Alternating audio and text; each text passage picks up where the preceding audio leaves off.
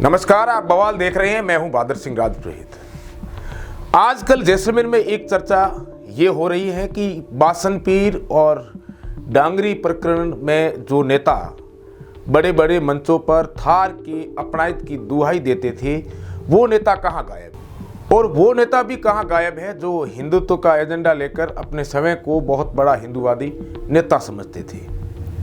क्योंकि इस समय जैसलमेर के लोग ओरन, गोचर, आगोर इस जैसलमेर के पर्यावरण को बचाने के लिए जयपुर तक पैदल जा रहे हैं। पूरे राजस्थान को ये पता है कि ये लोग जैसलमेर की धरा, जैसलमेर की माटी, जैसलमेर की ज़मीन को बचाने के लिए संघर्ष कर रहे हैं। लेकिन वो नेता अभी तक दूर दूर तक नज़र नहीं आ रहे हैं। क्यों? क्या किसी जाति का मुद्दा नहीं है इसलिए? क्या किसी धर्म का मुद्दा नहीं है इसलिए? आखिर कारण क्या है? क्योंकि कुछ लोग विपक्ष में हैं, कुछ लोग सत्ता में हैं, कुछ नेता जो है वो इस सत्ताधारी पार्टी है उससे ताल्लुकात रखते हैं। लोग ये सवाल कर रहे हैं कि आखिर ये कहाँ गायब है।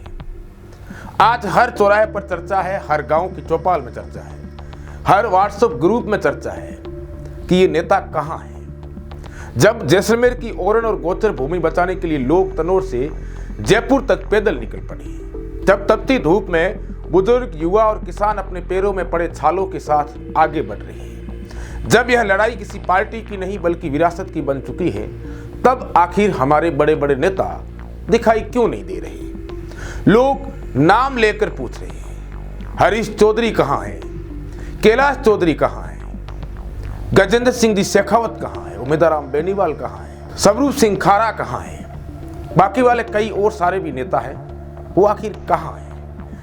क्या यह सवाल गलत है? तो लोग इसका उत्तर दे रहे हैं, बिल्कुल नहीं। यह सवाल इसलिए उठ रहा है क्योंकि जब राजनीति में जाति का मुद्दा आता है तो बयान तुरंत आते हैं, जब धर्म का मुद्दा आता है तो मंच सज जाते हैं। लेकिन जब ओरन और गोचर की बात होती है, जब समाज की सामूहिक जमीन की बात होती है, जब पर्यावरण और पशुधन की जीवन रेखा की बात होती है, तो सन्नाटा क्यों छा जाता है?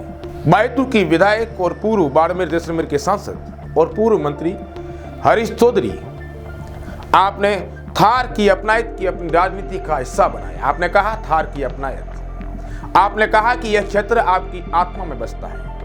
आज वही थार सड़कों पर है। क्या आपने विधानसभा में इस मुद्दे को उसी ताकत से उठाया जिस ताकत से आप अन्य मुद्दों पर बोलते हैं? अगर उठाया है तो जनता को बताइए, अगर नहीं उठाया है तो क्यों नहीं? अब बात करेंगे कैलाश चौधरी की, जो पूर्व केंद्रीय मंत्री है। गत लोकसभा चुनाव में वो हार गए। आप कैलाश चौधरी, आप भी इस क्षेत्र का प्रतिनिधित्व कर चुके हैं। आपने भी जनता से भरोसा लिया था। इस समय डबल इंजन की आपकी सरकार है। जिस पार्टी से आप ताल्लुकात रखते हो उस पार्टी की सरकार है। आज जब वही जनता पैदल चल रही है तो आपकी स्पष्ट आवाज क्यों नहीं सुनाई दे रही? क्या आपने खुलकर कहा कि ओरन और गोचर की जमीन से कोई समझौता नहीं होगा? आपने नहीं कहा। आपके संसदीय क्षेत्र के लोग, आपकी जानकारी के लिए बता दूं कि पूरे राजस्थान को पता है, हो सकता है आपको पता नहीं हो। आपके संसदीय क्षेत्र के लोग तनोट माता के मंदिर से जयपुर तक पैदल यात्रा कर रहे हैं। और अब हम बात करेंगे बाड़मेर जैसलमेर के सांसद उमेदराम बेनीवाल की, जो कि वर्तमान सांसद हैं। बेनीवाल साहब, आपको इसी जनता ने चुना था। आपको इसलिए चुना था कि आप इनकी आवाज को बुलंद तरीके से भारत के सबसे बड़े संसद में रखोगे। क्या आपने ओरन गोचर बचाने के लिए संघर्ष कर रहे, रोडों पर पैदल चल रहे इन लोगों की बात संसद में उठाई?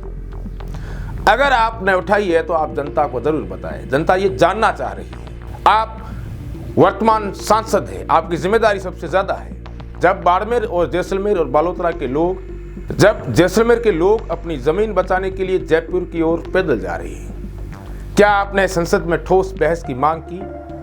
क्या आपने केंद्र और राज्य सरकार से जवाब मांगा? जनता जानना चाहती है कि उनका सांसद उनके साथ खड़ा है या दूरी बनाकर देख रहा है।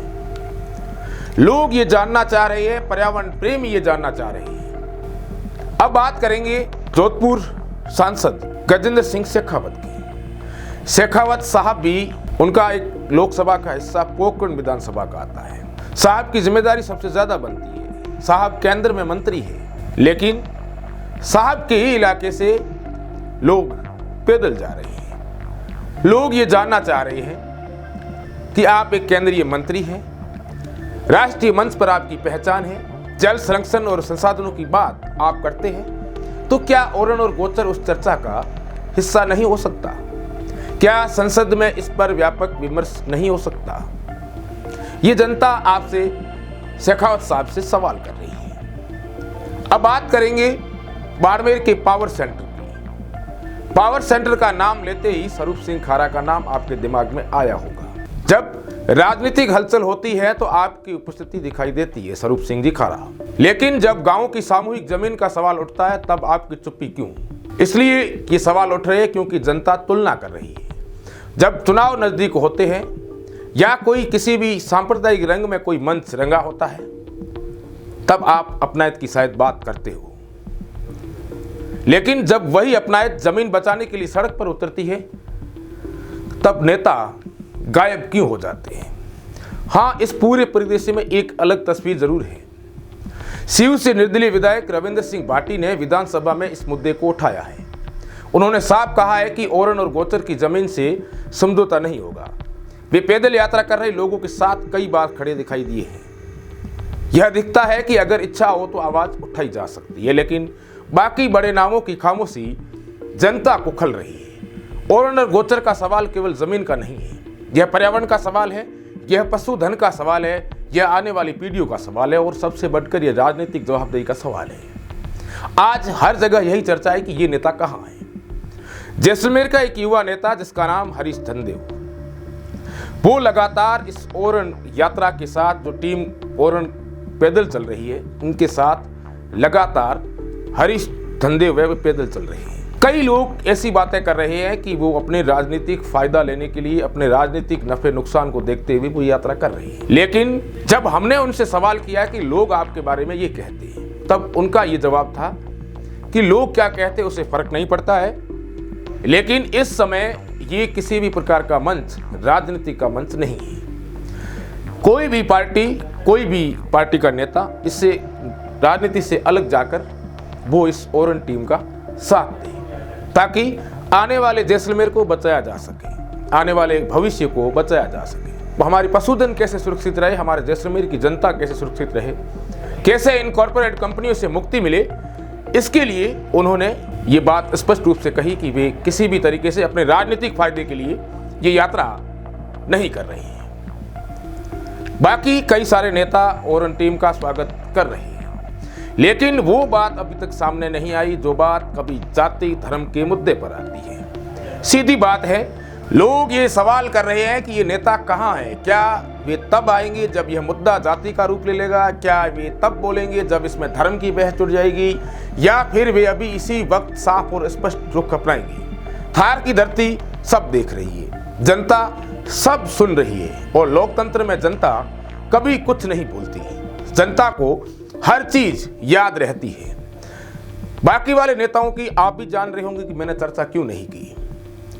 बाड़मेर जैसलमेर के जो लगातार सक्रिय रहने वाले नेता है, उनका नाम मैंने आपको बताया। ये नेता हमेशा जाति धर्म के मुद्दे पर अपने मंच को सजाते हैं, मंच पर बैठते हैं, थार के अपनायत की बात करते हैं, हिंदूवादी संगठनों को कैसे बढ़ाया जाए इसके लिए कई सारे नेता बात करते हैं। लेकिन इस ओरण को बचाने के लिए ये नेता आखिर आगे क्यों नहीं आ रहे हैं, ये लोग सवाल कर रहे हैं। बाकी वाले नेता महंत प्रतापपुरी पोकरण के विधायक है, जो लगातार हर मंच पर यही बात करते हैं कि मैं ओरण टीम के साथ में हूं, और लगातार महंत प्रतापपुरी महाराज इस मामले को लेकर मॉनिटरिंग कर रहे हैं, वो पैरवी कर रहे हैं। जैसलमेर के विधायक छोटू सिंह भाटी भी लगातार विधानसभा के अंदर ओरण बचाने की बात कर रहे हैं। कई सारे लोग ऐसी बातें करते हैं कि इन विधायकों की चलती नहीं है, कि सरकार सुनती नहीं है, क्योंकि राज्य सरकार के भी आदेश केंद्र सरकार से आते हैं। केंद्र सरकार इन सारी मल्टीनेशनल कंपनियों की मॉनिटरिंग कर रही है, ऐसी बातें लोग कर रहे हैं। देखने वाली बात यह होगी कि ये नेता कब तक इस टीम ओरण का साथ देते हैं, पैदल चल रहे लोगों का साथ देते हैं, क्योंकि ये कारवां लगातार बढ़ रहा है। तनोट से शुरू हुई ये यात्रा जोधपुर पार कर चुकी है। कुछ ही दिनों बाद ये जयपुर पहुंचेगी, जहां पर कई लोगों का दावा है कि ये जैसलमेर, बाड़मेर और पश्चिमी राजस्थान के लिए बड़े ही शर्म की बात रहेगी, क्योंकि लोग अपनी ही धरती को बचाने के लिए हजारों किलोमीटर पैदल जा रहे हैं। उम्मीद करते हैं थार के उन नेताओं से कि जल्दी ये लोग टीम ओरण का साथ देंगे। ऐसी खबरों को देखने के लिए बवाल से आप हमेशा जुड़े रहें।